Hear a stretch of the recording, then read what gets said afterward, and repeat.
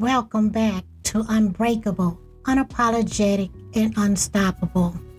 I'm Bonita Payton, your host, and today's episode is for the ones who keep going when life gives you every reason to give up. There's a certain kind of pain that doesn't announce itself. You smile, you show up, you pour out. But when the house is quiet and the phone is dry and it's just you and the weight that no one sees, let's start there. Let's talk about the days you cry in your car, the moments you sit on the side of the bed wondering, God, do you see me? The exhaustion that hits before your feet even hit the floor in the morning.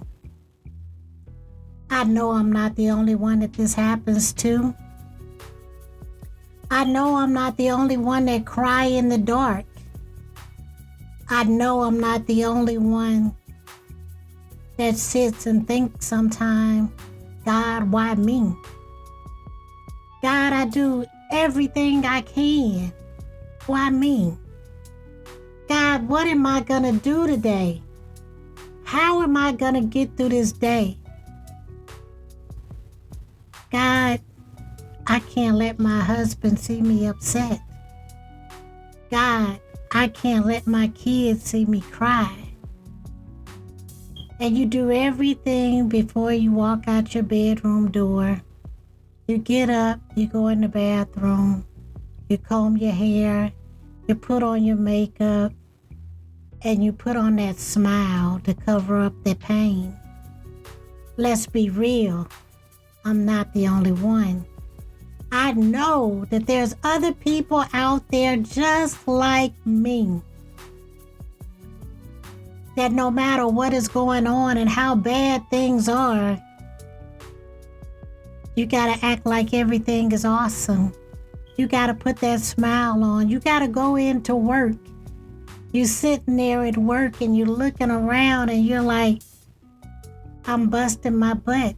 But I know when I get this check on Friday, it's not even going to pay all my bills.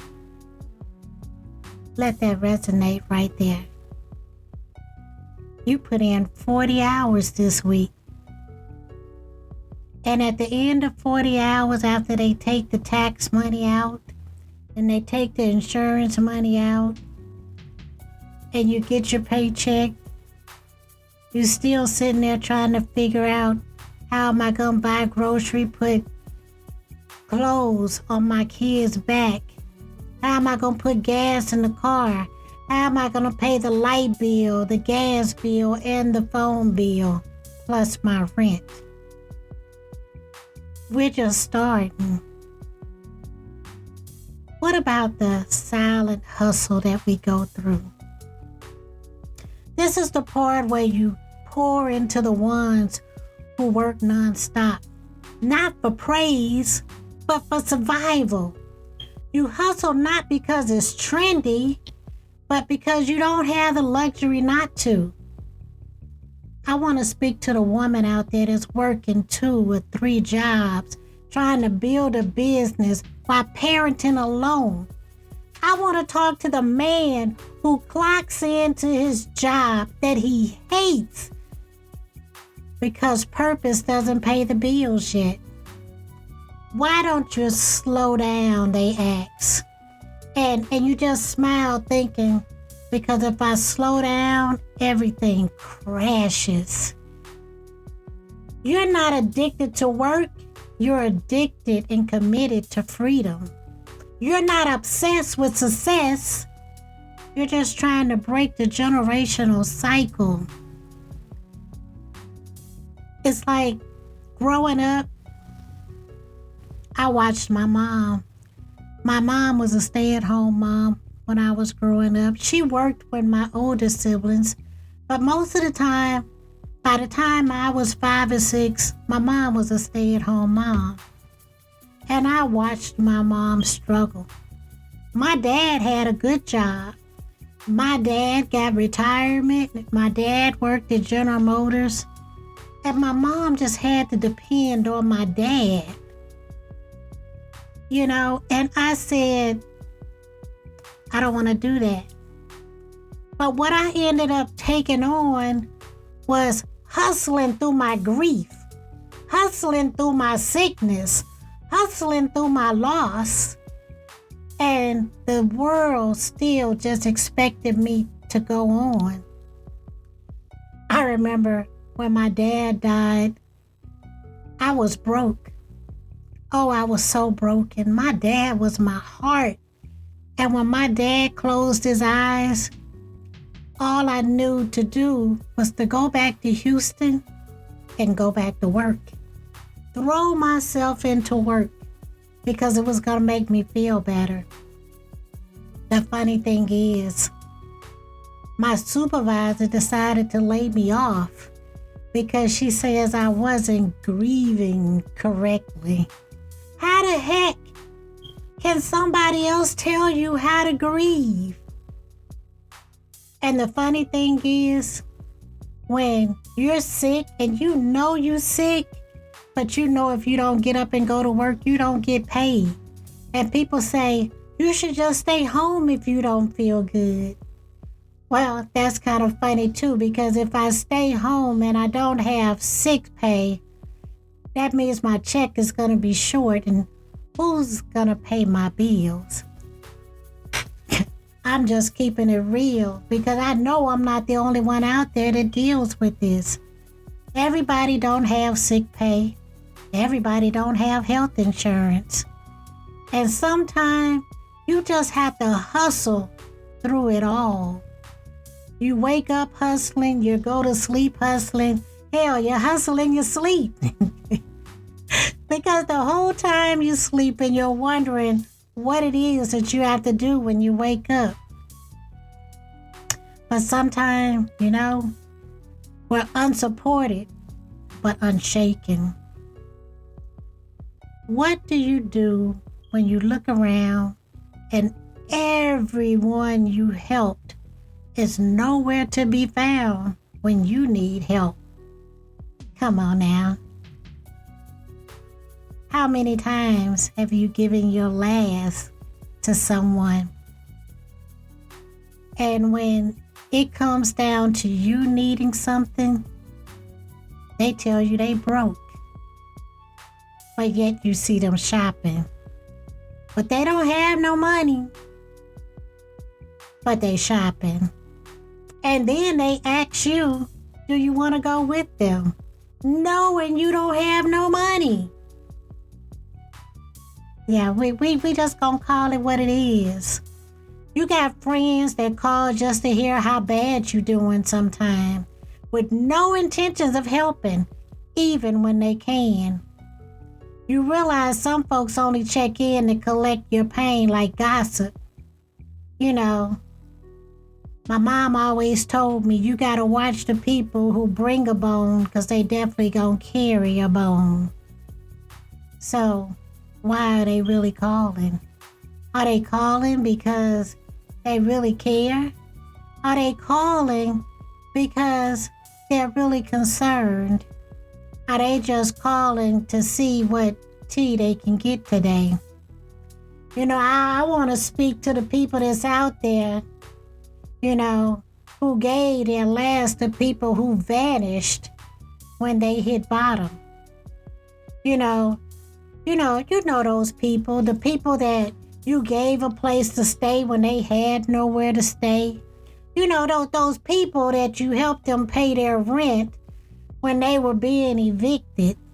What about those people that you took everywhere because they didn't have a car, but when your car got totaled out and you didn't have transportation and they had a new car, they were too busy to come help you. I'm just telling it like it is because here on this show, I say things that you want to say, but you just feel like you can't say. So, sometimes we just have to tell it like it is. Sometimes you just look around and you go, where are all of those friends I had when I had a good job? Where are all of those friends that I had when I was riding around and I was taking people shopping and we were going out to expensive restaurants to eat? Where are those people that won't even bring me McDonald's today? You know, that something off of the dollar menu. You know, it's like, I remember when I was in Cali, I wrote this story in ING Times, and it was called, Will You Still Stay? If I lose everything today, will you stay? A lot of people, we have to look around and we have to ask ourselves that question, because a lot of people come into our lives and they stay in our lives long as we can do something for them. But will they stay if you lose everything today? You know, that chick that you in love with, that dude that is under your feet every time you move. If your new car get repoed and you get kicked out your house and you lose your job and you spend everything in 401k, is that dude gonna stay? Will that dude go to the homeless shelter with you? Will that guy get on the bus with you? Will that dude hustle with you for you guys to get everything back? I'm just asking a question. You know, we gotta, man, there's value. And it's not based on who claps for you. It's not based on who encourages you. Your value is what you feel in yourself. And man, you can't let somebody take your value away. But you know what? We got somebody that never leaves us, that's always in our corner. You know what? I call him God. And he's always there. When it gets quiet and nobody is clapping and nobody is there and things get quiet and there's nobody to talk to, there's a man named God. And he's never leave you. Never. So, you know, I just got to take it here for you today. I really do. Because I think everybody needs it. It's just that we just don't talk about it. Because if we talk about it, people are going to think we weak. People are going to think we soft. People are going to call us a failure. Do you really care what they call you? We live our life so much trying to compare ourselves to the next person. We live our life worrying about what somebody feels about us. But we got to talk about this.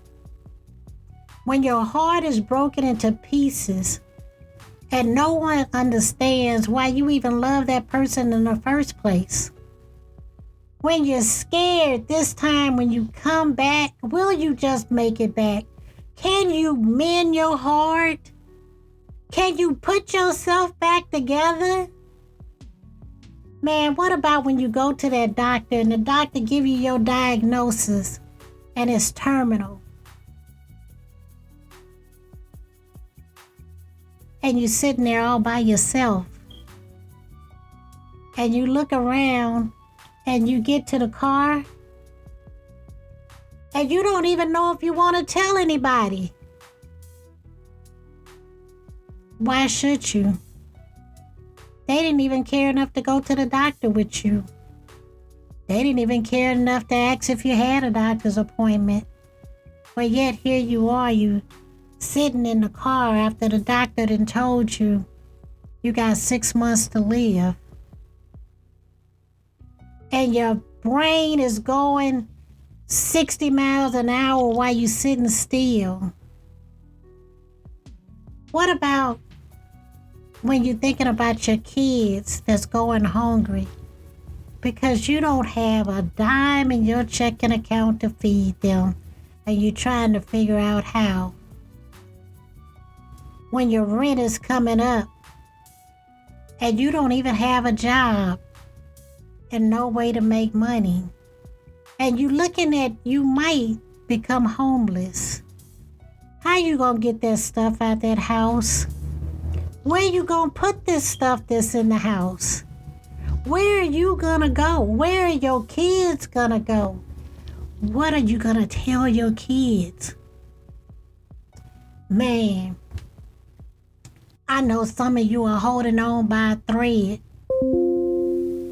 You don't know what to do. You don't know what to think. You don't have anybody to talk to.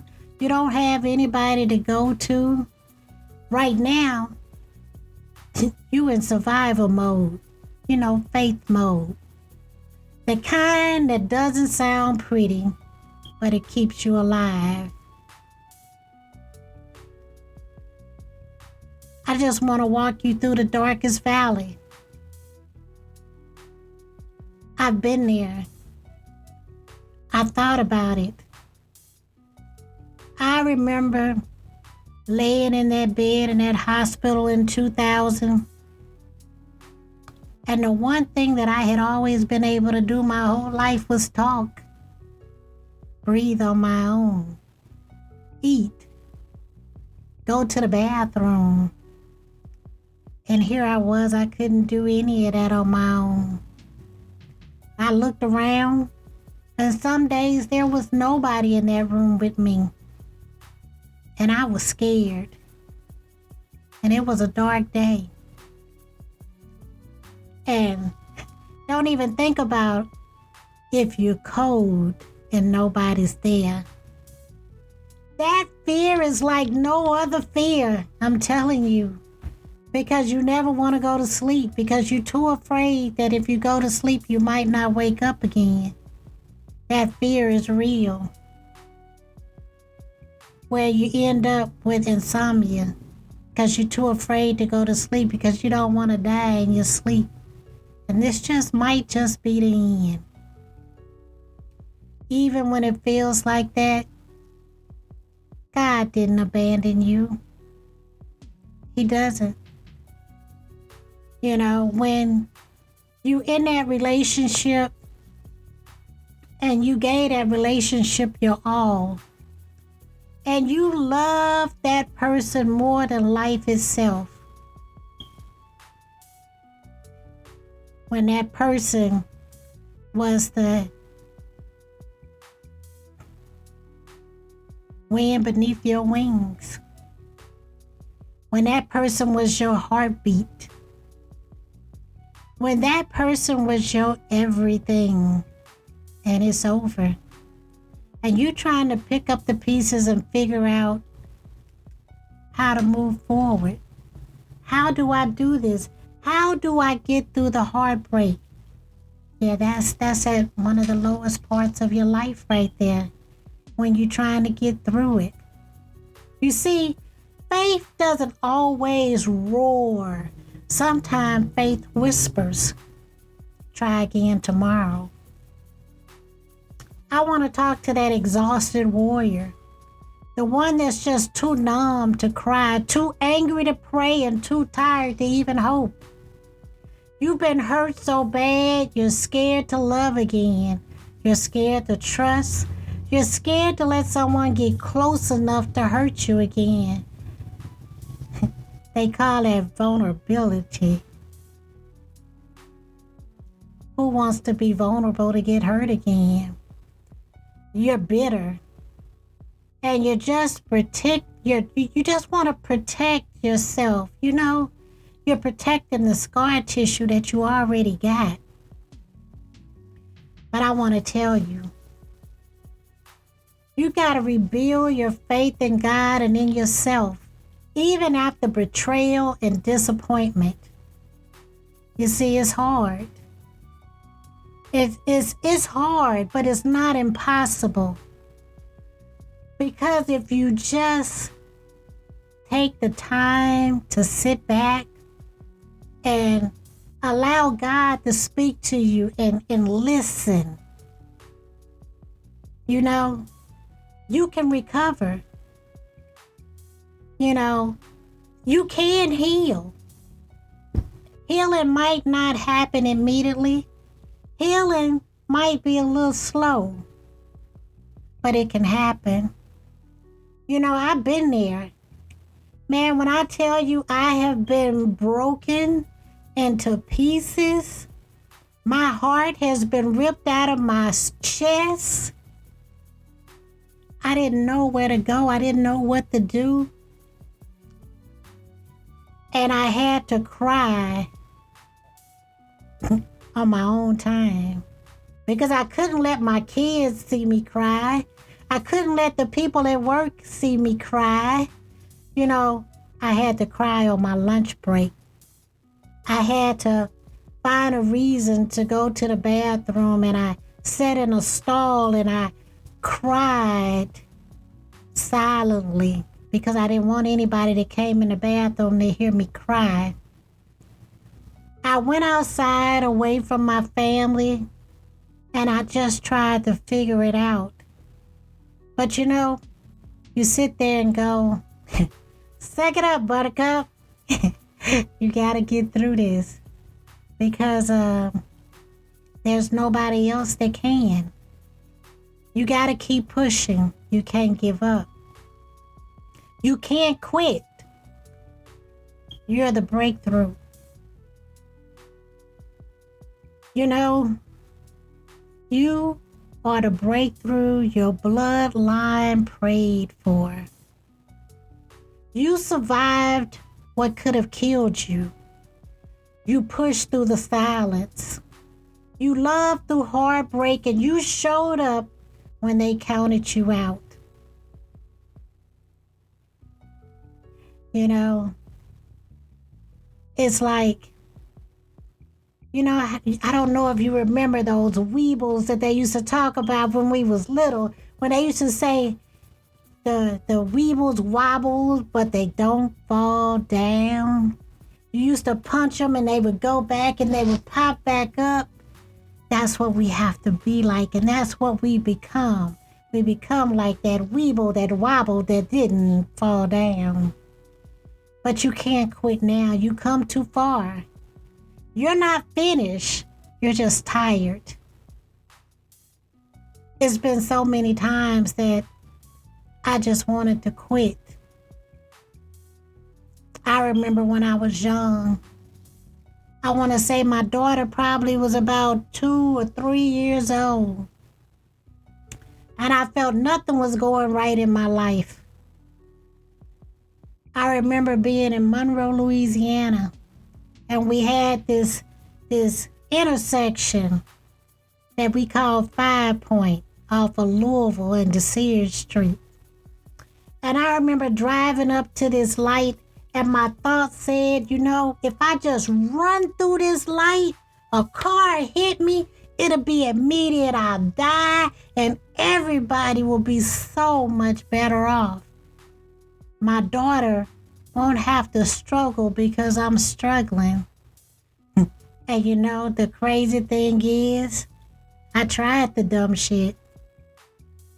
And the car that should have hit me, that took me out, swerved. And I just spin around and the car stopped. And I had to keep driving on because I wasn't dead. You know, that's the crazy thing, you know.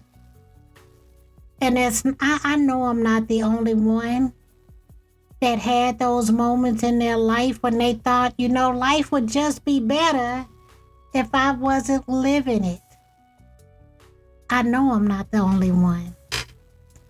But you know, we go through this. You know, especially when you're a single parent. One of the hardest things you go through as a single parent is losing your job and not knowing how you're going to pay the rent, how to feed the kids, how to pay the utility bills. And you look at your kids and they're so innocent. They didn't deserve this. They don't deserve this at all. And all you know is, I just got to make through. I got to make it through. I got to push through. I got to do this. And you put on that cape and you stand in that superwoman pose. Or if you're that dad, you just look around and you go, I don't have a choice. I can't give up and I can't stop and I can't run. True, we do have some parents that run.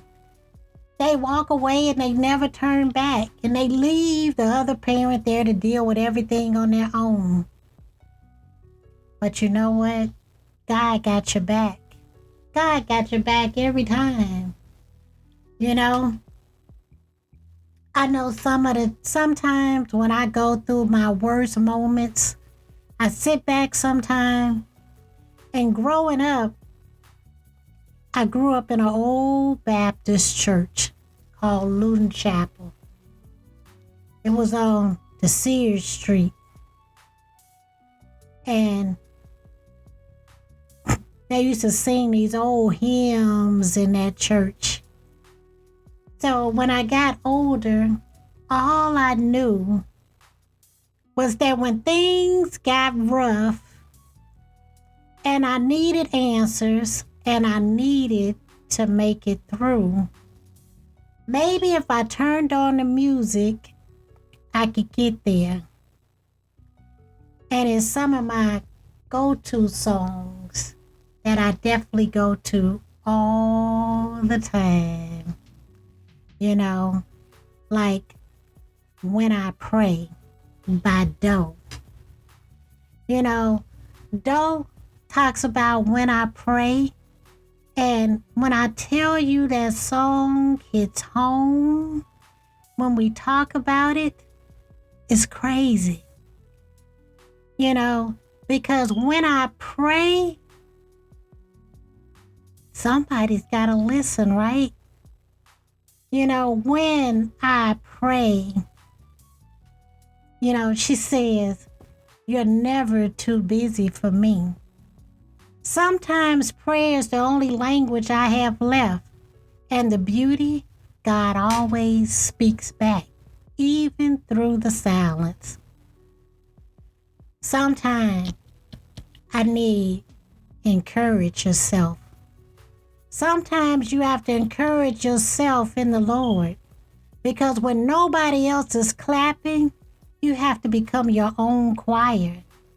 Speak life, speak power, and speak promise. Lord, and then let me tell you, when the devil really get busy, I have to hear no weapon, because no weapon formed against me shall prosper. You know, the enemy tried it, but it didn't work, because what God covers can't be canceled. And then, you know, you're bigger. You're bigger than any mountain I can or cannot see. There's nothing you're facing that God can't overcome. He's not scared of your diagnosis, your debt, nor your depression. And oh my God, I remember on those days when all I know is that I need you now. Not another second, not another minute. Sometimes it's not a prayer, it's a plead. And sometimes all you can say is, God, I need you. I need you. Oh my God. Where would I go without your hand holding me? I walk through dark places, but I never walk them alone. You know, then I have to backdoor that guys with J. Moss, with good and bad. You love me through my good and my bad. And the kind of God we serve, he doesn't wait for you to get it right. He meets you right in the middle of your mess. But you know, Marvin Sapp told me he saw the best in me. When everybody else around me could only see the worst in me, God saw the best in me. Listen, when people dismiss me, when God discovered me, when they counted me out, he called me up. This is the one right here, the reminder that God's view of you never changes, even when people's opinions do. And Lord have mercy. Hezekiah Walker brings it in for me with better. It will get better. God is in control. So let's end with hope. Let's end with the prophetic promise that better is coming. You may be broke. You may be grieving. You may be alone. You may be confused. You might be heartbroken and lonely. But you know what? Let this song prophesize your future. It's getting better. Well, guys, today has been deep. And like I told you here on Unbreakable, Unapologetic, and Unstoppable, I'm going to say the things that you cannot say. Things that won't come out your mouth, but you think and you feel. That's all right. I'll be your voice. I'm going to show up every week, and I'm going to keep saying the things that you're thinking, but they won't come out. The things that you're feeling, but you don't know how to voice. I'm going to do that every week right here on Unbreakable, Unapologetic, and Unstoppable. I'm your host, Bonita Payton. Come back and come journey with me every week, because I'm going to take it there. I'm going to say the things that you can't say, that you want to say, that's hurting you, and all you can do is cry. Crying's not bad. We gonna hurt, but you know what? We gonna rise. And I talk about that in my book, She Rises, the Bonita Payton story. You can grab it on all platforms right now. It's on 50 different platforms. You can Google it. You can go to Amazon. You can go to Barnes and Nobles. You can go to my website, bonitapayton.com. Grab a copy. We got more coming. And for you, be strong. Rise. We rise every day. Be strong. I'm out.